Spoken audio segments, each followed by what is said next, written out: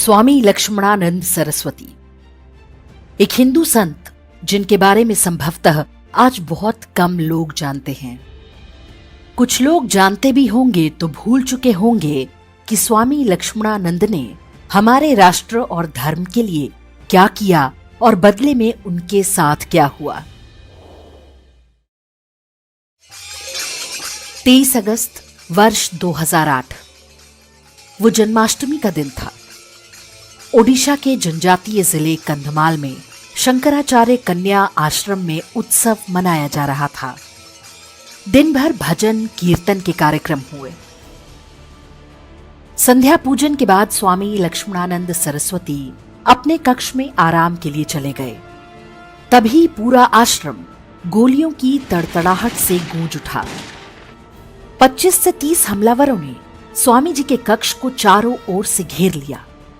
AK-47 राइफलों से अंधाधुंध गोलियां चलाई जाने लगी। स्वामी लक्ष्मणानंद को ढूंढकर गोली मार दी गई। वहां उपस्थित 4 अन्य संत भी इस गोलीबारी का शिकार बने। हत्यारे इतने से ही संतुष्ट नहीं थे।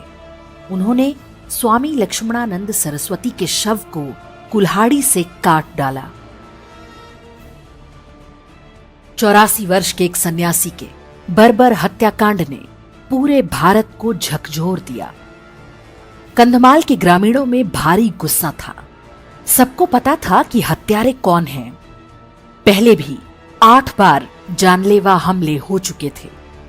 अंतिम और सबसे योजनाबद्ध हमले के लिए जन्माष्टमी की रात को चुना गया, ताकि सीधे साधे ग्रामीणों को संदेश दिया जा सके कि अपनी संस्कृति, परंपरा और धर्म को छोड़कर ईसाई बनने में ही उनकी भलाई है।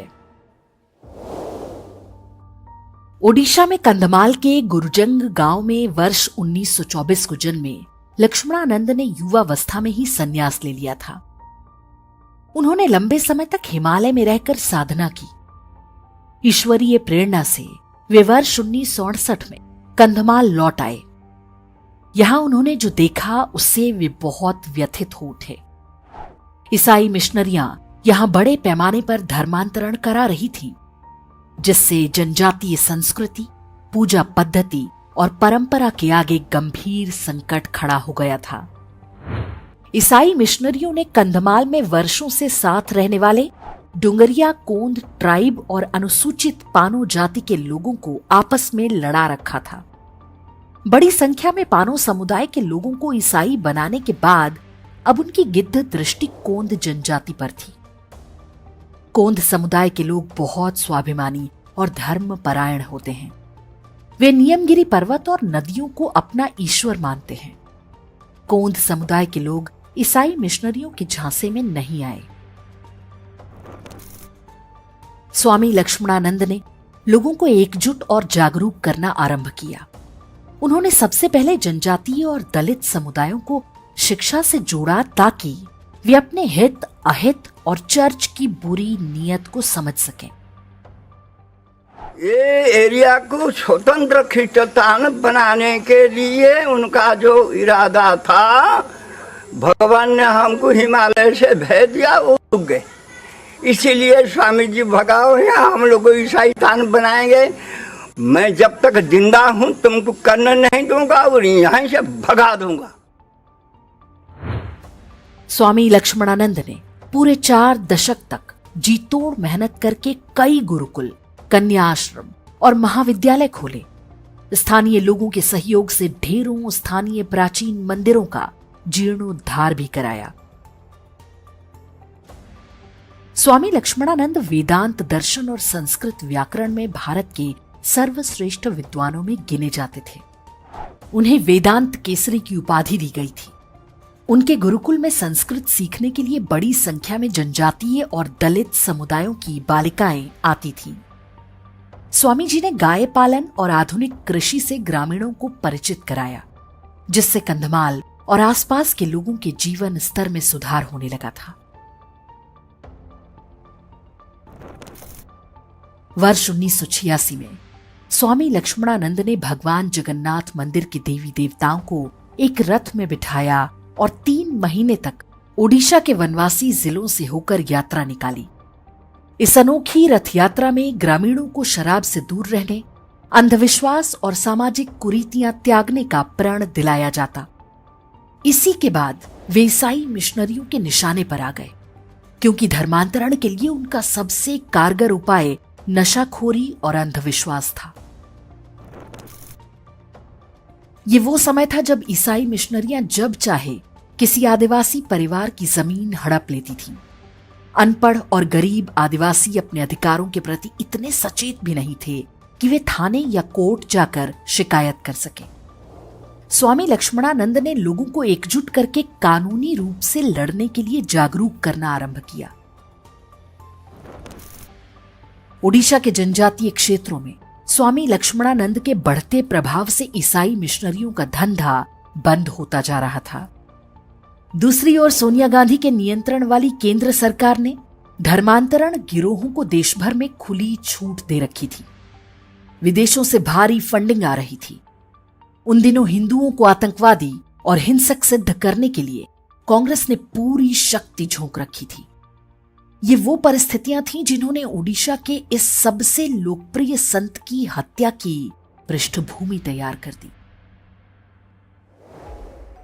वर्ष 2007 के दिसंबर महीने में कंधमाल के ब्राह्मणी गांव के पास स्वामी लक्ष्मणानंद की कार पर एक भीड़ ने हमला किया। उस हमले में स्वामी जी बाल बाल बच गए। उनके ड्राइवर और सुरक्षाकर्मी को चोटें आईं। स्वामी लक्ष्मणानंद ने बताया कि हमलावर कह रहे थे कि दिल्ली में हमारी सरकार है, हम कुछ भी कर सकते हैं। उस हमले में कांग्रेस के राज्यसभा सांसद राधाकांत नायक का नाम सामने आया था। राधाकांत नायक 1962 बैच का IAS अधिकारी था। वो ईसाई बन चुका था, लेकिन हिंदू पहचान में रहते हुए मिशनरी का काम कर रहा था। आरोप है कि राधाकांत नायक दुनिया भर में धर्मांतरण के लिए कुख्यात अमेरिकी NGO वर्ल्ड विजन के लिए काम करता था। ईसाई मिशनरियों के पास धन और सत्ता दोनों ही थी, जिसका परिणाम हुआ कि लगभग पूरी भारतीय मीडिया ने उल्टा स्वामी लक्ष्मणानंद को ही खलनायक के रूप में चित्रित करना आरंभ कर दिया। ब्रह्मानी गांव और आसपास के गांव में दलित ईसाई पानो परिवारों की आबादी अधिक है। क्रिसमस बड़ा त्योहार होता है यहाँ, लेकिन अभी तैयारी शुरू ही हुई थी कि विश्व हिंदू परिषद के स्थानीय नेता स्वामी लक्ष्मणानंद सरस्वती ब्रह्मानी गांव पहुंच गए। अभी तक यही पता नहीं चल पाया है कि 83 साल के प्रचारक और गुरु क्रिसमस की पूर्व संध्या पर पानो बहुल इलाकों में आखिर किस लिए गए थे। ईसाई मिशनरियों की बढ़ती गतिविधियों से कंधमाल में तनाव बढ़ता जा रहा था। आए दिन जनजातीय लोगों पर हमले हो रहे थे। स्वामी लक्ष्मणानंद को धमकियों का क्रम लगातार जारी था। ओडिशा सरकार ने पुलिस सुरक्षा देने के बजाय लाठी के साथ प्राइवेट सिक्योरिटी गार्ड तैनात कर दिए। जन्माष्टमी की रात हुए इस बर्बर हत्याकांड के तत्काल बाद नवीन पटनायक सरकार ईसाई मिशनरियों को बचाने में जुट गई। अगले ही दिन पुलिस ने प्रेस कॉन्फ्रेंस करके कहा कि स्वामी लक्ष्मणानंद की हत्या माओवादियों ने की है, जबकि मिशनरी की भूमिका पूरी तरह से सामने आ चुकी थी। कांग्रेस सांसद राधाकांत नायक हत्या के कुछ घंटे पहले दिल्ली भाग गया था। जाने से पहले उसने वहां अपनी देखरेख में चल रही सारी ईसाई संस्थाओं में छुट्टी घोषित कर दी थी। नवीन पटनायक सरकार के ढीले रवैये से जनजातीय आदिवासी समुदाय का आक्रोश भड़क उठा। कई स्थानों पर उग्र प्रदर्शन हुए। 2 दिन बाद यानी 25 अगस्त 2008 को स्वामी लक्ष्मणानंद का अंतिम संस्कार हुआ। उस दिन ओडिशा बंद के दौरान कुछ स्थानों पर छिटपुट हिंसा हुई। हिंदू संगठनों और जनजातीय समुदाय के भारी दबाव में ओडिशा पुलिस ने हत्यारों की धरपकड़ शुरू की। जो पहला व्यक्ति पकड़ा गया वो वर्ल्ड विजन का कर्मचारी था, जिसका नाम प्रदेश कुमार दास था। राज्य सरकार ने न्यायिक जांच की भी घोषणा कर दी। षड्यंत्र उजागर होते देख लगभग 3 दिन बाद ईसाई मिशनरियों ने एक नया पैंतरा चला। उन्होंने स्वयं ही कुछ धर्मांतरित ईसाइयों के घरों में आग लगाकर, कुछ चर्च पर पत्थर फेंकवाकर ये माहौल बनाना शुरू कर दिया कि उन पर अत्याचार हो रहे हैं। भारतीय अखबारों और चैनलों से लेकर विदेशी मीडिया तक ने इस झूठ को खूब हवा दी। मीडिया वही छाप रहा था जो ईसाई मिशनरियां चाहती थीं। इसे अंतर्राष्ट्रीय मुद्दा बना दिया गया। संयुक्त राष्ट्र संघ से लेकर अमेरिका और अन्य ईसाई देशों ने कंधमाल हिंसा पर चिंता जतानी शुरू कर दी। कैथोलिक जाति के ईसाइयों के प्रमुख पोप ने भी बयान दिया। इस अंतर्राष्ट्रीय दबाव की आड़ लेकर उल्टा आदिवासी हिंदुओं का ही दमन आरंभ कर दिया गया। सैकड़ों की संख्या में जनजातीय लोगों को चर्च पर हमले का आरोप लगाकर जेलों में ठूंस दिया गया। सोनिया गांधी के रिमोट कंट्रोल से चलने वाली मनमोहन सरकार ने स्वामी लक्ष्मणानंद की हत्या के बाद जो कुछ किया उसे कभी भूला नहीं जा सकता। केंद्र सरकार ने हिंसा के लिए जनजातीय हिंदुओं को दोषी ठहराया, लेकिन स्वामी लक्ष्मणानंद की हत्या पर शोक जताना तो दूर, एक बयान तक जारी नहीं किया। देश के सेकुलर शासन तंत्र के किसी भी अंग ने स्वामी लक्ष्मणानंद की हत्या की निंदा करने की आवश्यकता नहीं समझी। तत्कालीन केंद्रीय गृह मंत्री शिवराज पाटिल ने कंधमाल का दौरा किया, लेकिन वे भी केवल ईसाइयों से मिलकर लौट गए। उन्होंने स्वामी लक्ष्मणानंद की हत्या से जुड़े किसी प्रश्न का उत्तर तक नहीं दिया।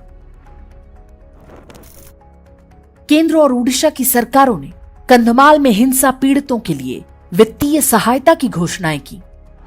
आरोप है कि अधिकांश पैसा ईसाई बन चुके लोगों को ही दिया गया।